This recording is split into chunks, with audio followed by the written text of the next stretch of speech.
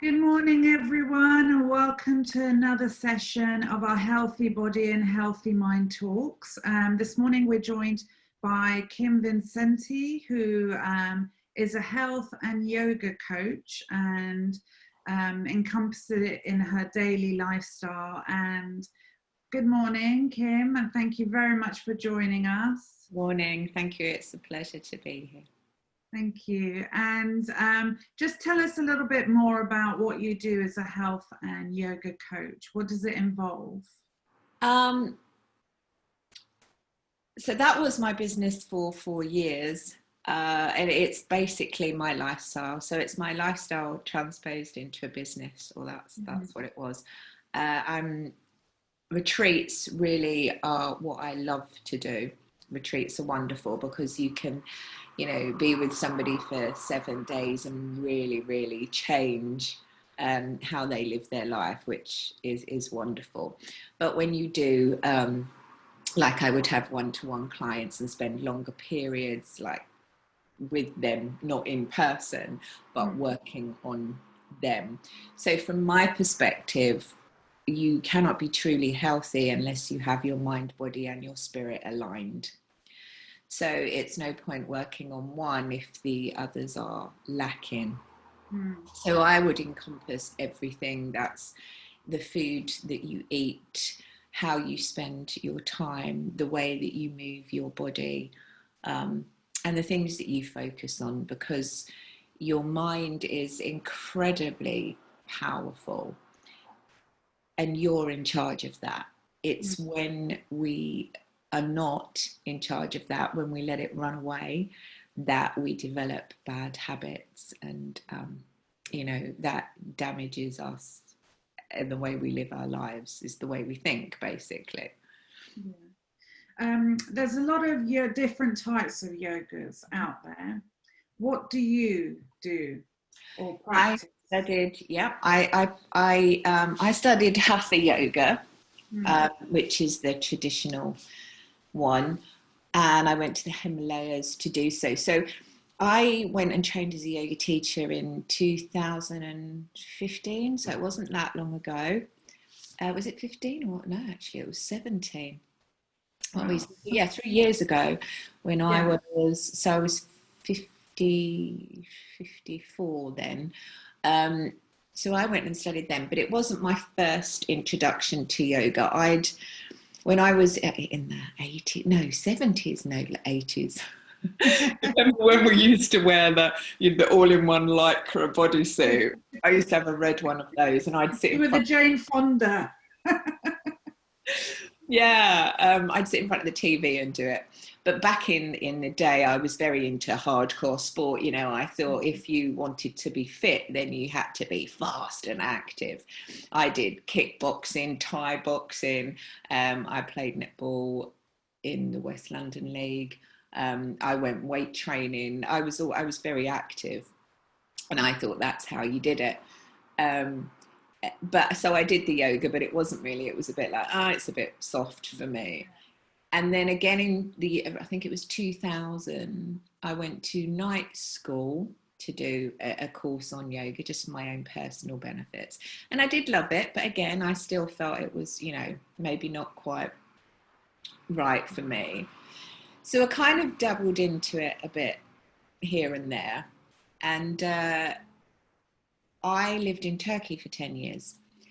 And I was married to a Kurdish man. I'm married into a Kurdish village family who I absolutely adore, still do, still love. We're still in contact. Me and my ex are great friends.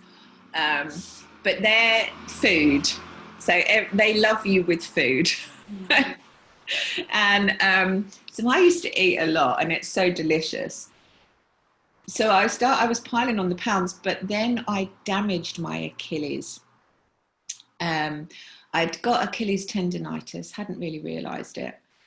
Done some sport, was walking around on it, and it just went.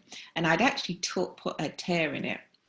And it took a while for that to for somebody to connect that and the healing So for a couple of years, I'd piled on these pounds, and I'd moved back to the UK. So there was the element of stress, divorce, moving my entire life across the country. All that was going on. And I thought, what can I do? I can't do sport. I know I can do some yoga. So I started to do yoga, and I did it every day, and I developed a little 15-minute routine. I would keep my mat down on the floor. It's something I do it. It's there now. I always have a yoga mat laid out, always. And I started to do this, and I did it 3 times a day. And I watched my body do this, and you could physically see it. Just from yoga? Just from yoga. I was obviously eating healthily as well. I'm not eating as much. I always eat healthily. And I literally watched it. I watched it shape up, because what yoga does, it elongates the muscles. So you see your body shape change, you know. And I thought, okay, I really get this now. I really appreciate this now.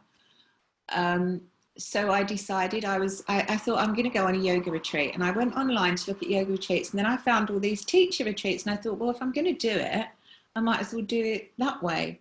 So I booked it, and just had the most amazing experience. So India is a very spiritual country. I'd gone to the Himalayas. We were right on the Ganges. So there was, I guess, a eat, pray, love kind of stuff really going on. But the atmosphere and everything, if you could look beyond the streets, because the streets are quite dirty, and, you know, it's not a rich country. So there's all that going on. But I went to yoga school, totally handed myself over to it. We were starting at 6 a.m. We were doing 4 hours worth of yoga, 4 hours worth of Ayurvedic medicine. I did anatomy and physiology as well. Meditation. We studied everything. And I was there for almost a month. And it was just one of the most beneficial experiences of my life. I would, I want to go again. So that was traditional hatha yoga, although we did do vinyasa flow and, other things there as well. And I thought I would come back and open, rent a house and open a retreat, because it's not hard to be the best you. It's not hard to be healthy. It's not hard to be comfortable in your skin, or lose those extra pounds. It really isn't. If you can apply yourself, and just it's little tweaks you can make that can really help. And it doesn't have to be. I'm not a fan of all this stuff online. Pick me. If you only eat carrots for the rest of your life, you'll be. I don't believe in all of that. I believe that Mother Nature, we're biological creatures. We live on a biosphere, okay? We're part of this ecosystem, and it's here for us. All of our food, the water we drink, the air we breathe, the food that we put in our bodies, all comes from Mother Nature. It's meant for us. But man came along and got very clever and started to, bring along food in packets. And this is kind of where it all went wrong. The industry flooded us with sugar, which is an addictive substance. So people started to change their eating habits. To me, that was where it all went wrong. But if you eat the right food for you, so here's where it is a little bit tricky. I studied energy healing and energy work, and I do food intolerance testing using kinesiology. Sure, I'm not the only person who does it, and I'm sure any kinesiologist, if they do it, could do it. So with my clients, I would test them for food intolerances. I'd go through their cupboards, because some people are eating really, really healthily. They're eating what is standard accepted to be healthy, but it's not necessarily healthy for them, You know about food, Guilda, don't you? So it's incredible the amount of people that are intolerant to tomatoes. The amount of people I test that are intolerant to tomatoes is crazy. you know. And tomatoes are part of the one of the deadly nightshade family group, so you can kind of suss that out. But yeah, a simple thing like that. And when you change what somebody's eating and they're eating the right food for their body, they get rid of those extra pounds, they get rid of those migraines, you know, they get rid of those minor or smaller health issues, you know, their risks of diabetes, even if that runs in their family, comes down, you know, because you're putting the right fuel in your body. So if we'd always eaten the right fuel for our body, there wouldn't be all of these cancers and illnesses that they are today. I'm not saying that's the only way that they're caused, because let's take Burkitt's lymphoma, which is the result of, or can be the result of, EBV, which is a virus, and you can't do anything about that with food, or about catching it with food. But, you know, we wouldn't have all of these illnesses if we hadn't changed the way that we ate. Yeah. That's what I truly believe. But if I took, you know, if you were standing in front of me and I said, okay, let's test you. Here's your meal plan for the next month. Here's what you do. Here's your yoga exercise. And here's the thing with yoga. They make it too hard sometimes. So you go to a class, you're a beginner, you stand at the back, the teacher stands at the front, you try and follow them, you're looking up, you're crooking your neck, they're doing hard positions, you can't do it, you never go again. And that is the sadness of it, because, you know, if you can do yoga every single day, and people say to me, I don't have time, I'm like, here, have a 3-minute routine. Do it every single day and watch the difference in your body, because your body has the capability to do all of those moves. But like anything, you learn to do them slowly. And your body becomes more flexible and adaptable, so you can start getting more absolutely experimental with your moves. Absolutely. So we're talking about, like, so again, if I had this client in front of me, I would get them to do some moves. I would look at how their body was moving. I would see if their hips were out of a line straight away. So many people's are, go to a chiropractor, get them put back in, because, you know, of the damage that you're doing to your body. So I would see how they moved, where they had the tightness, if they had hypermobility in one area or not. You know, these are all important factors. And then I would develop a yoga routine for them that they could start to do every single day. Then after a week or two, they could change it, they could increase it, you know, it could be adapted. And before you know it, a month later, and it's happened many times with clients of mine, they really enjoy it. They want to learn more, and they go on to do it every day, or pretty much, you know, every day.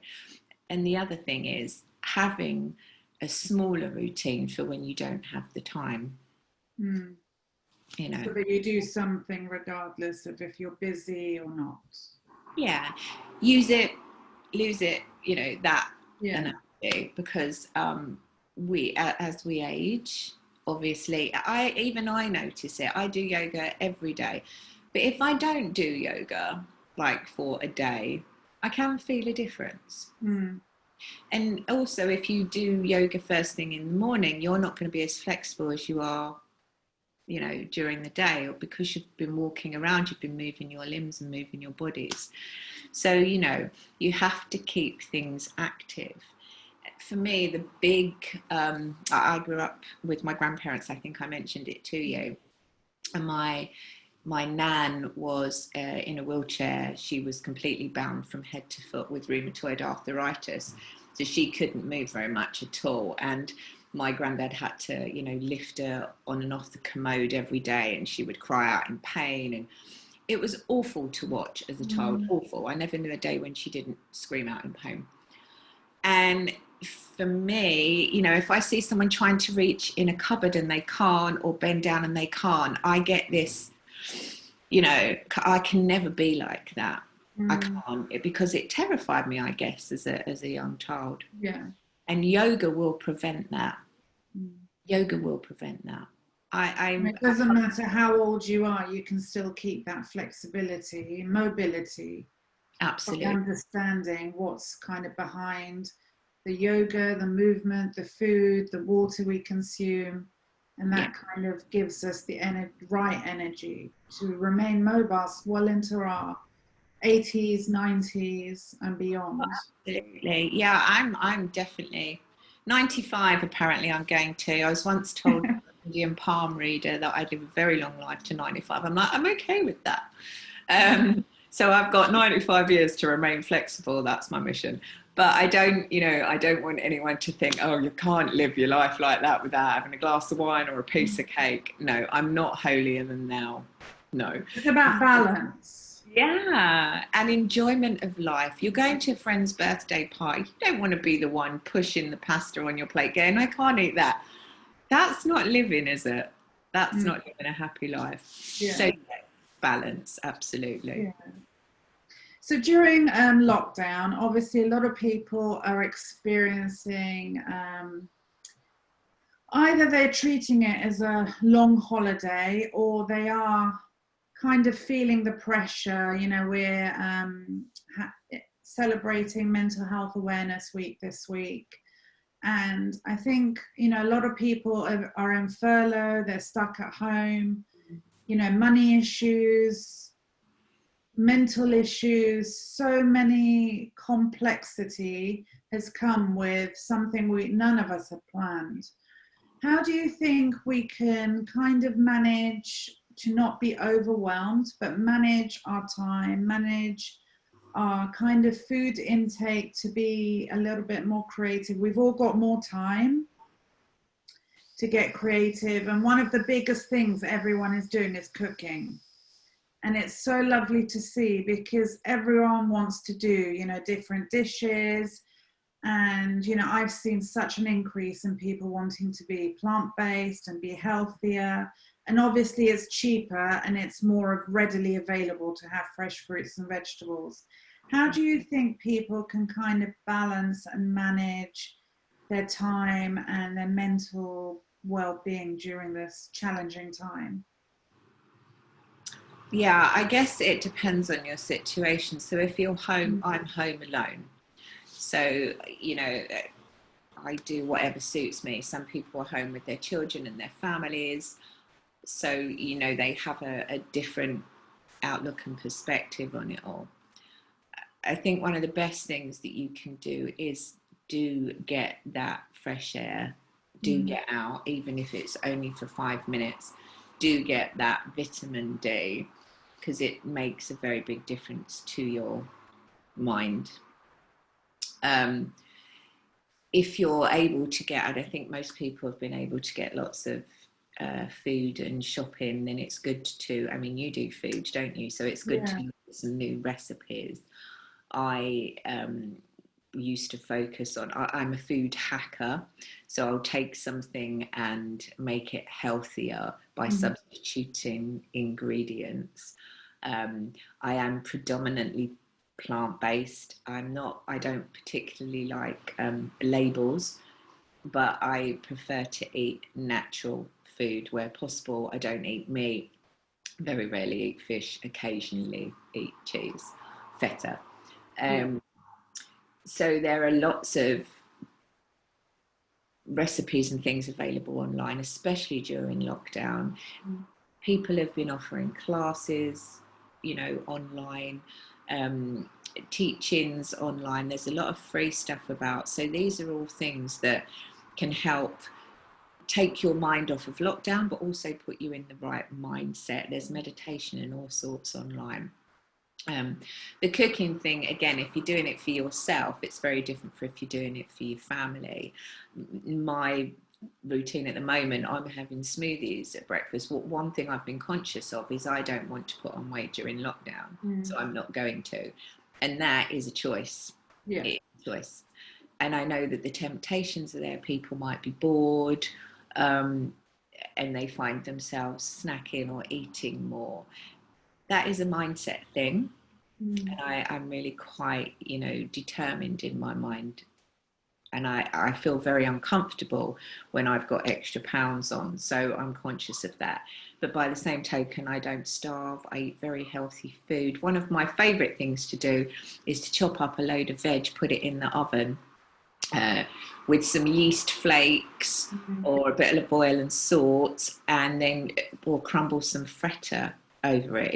It's really filling, delicious. It's got fibre in it, you know, so it really satisfies you.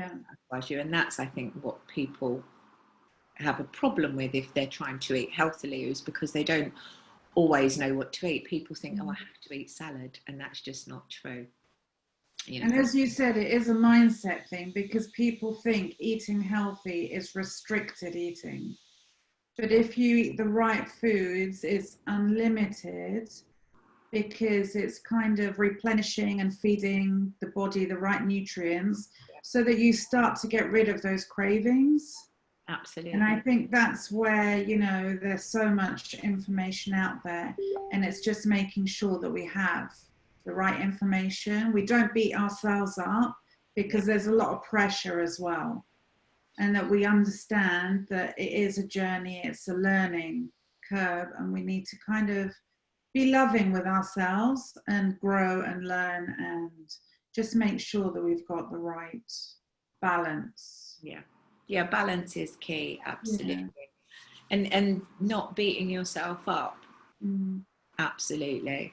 You know, people tend to do that. Oh, well, I've ruined it for today, I might as well now go and eat a whole, you know, Coke or something. People do that, don't they? And it's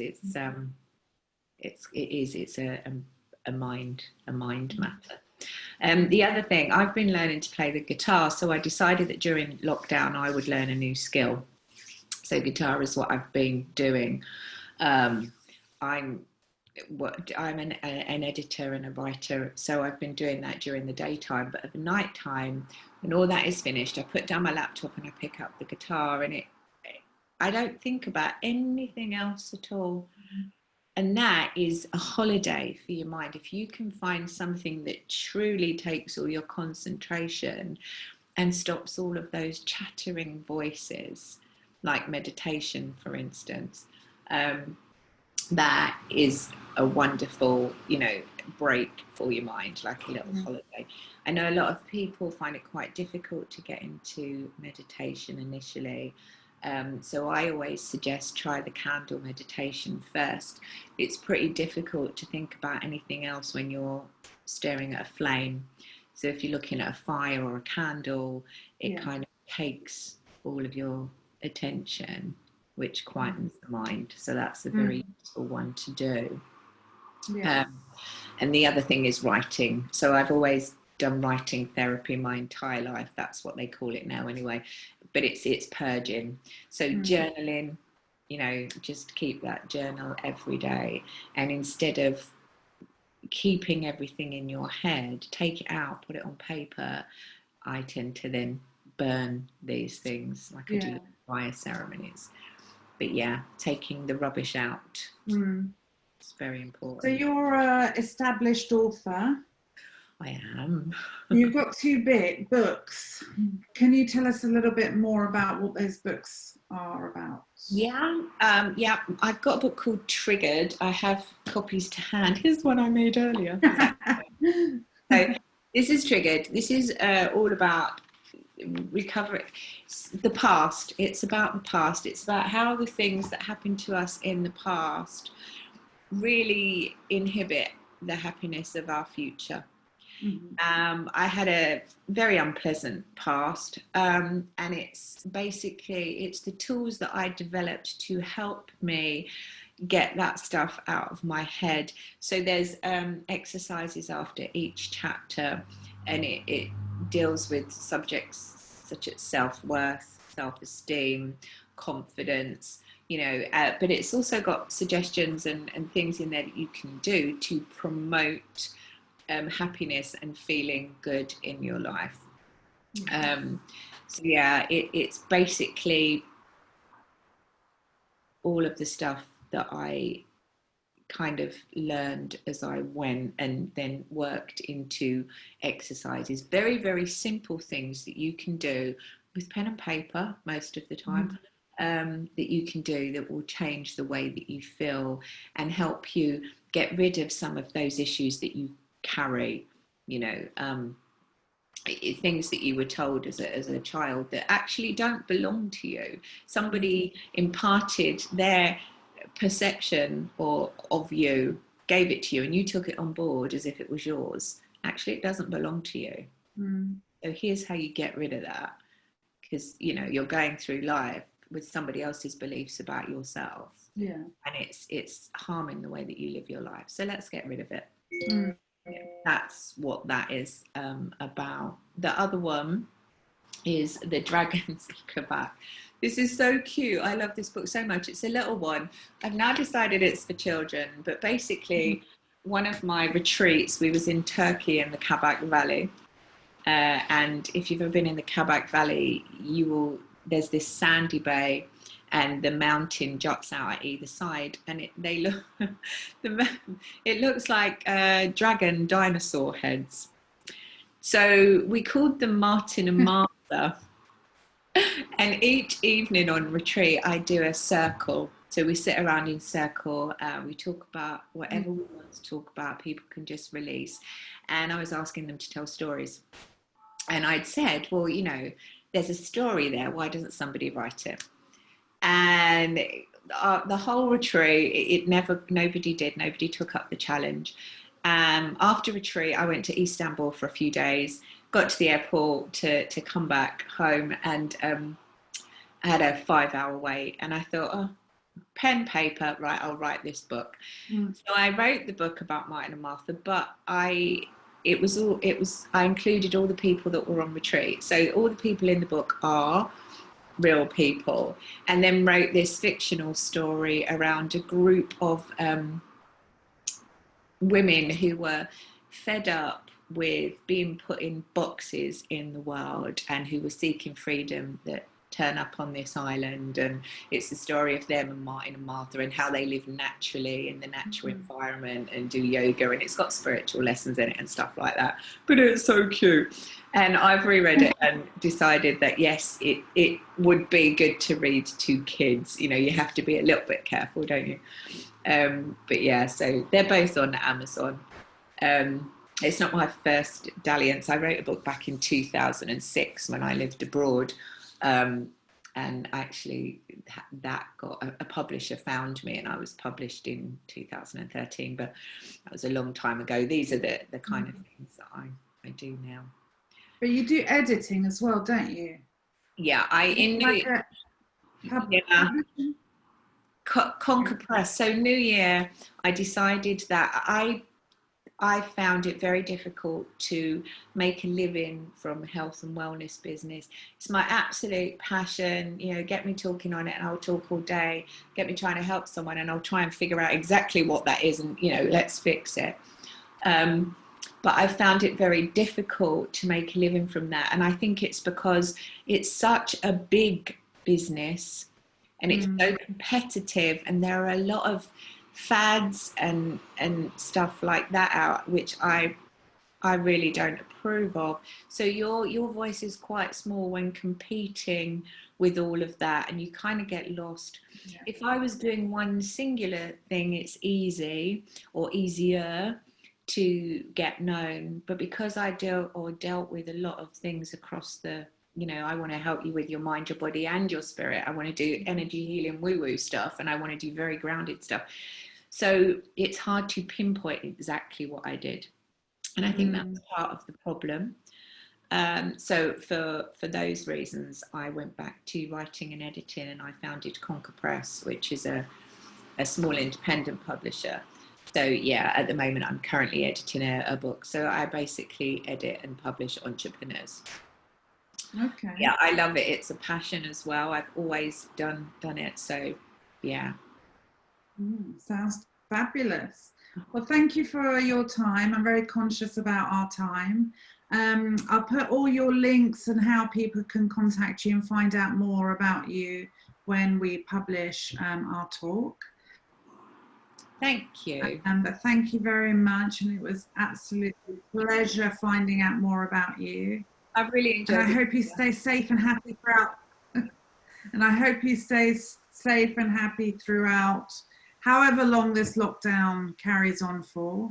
It shouldn't be like our main focus, and we all need to carry on and be the best version of us, regardless of what the world is saying. I think we all need you to send us cakes.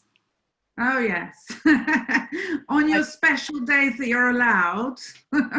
In a small portion size. Yours are very healthy.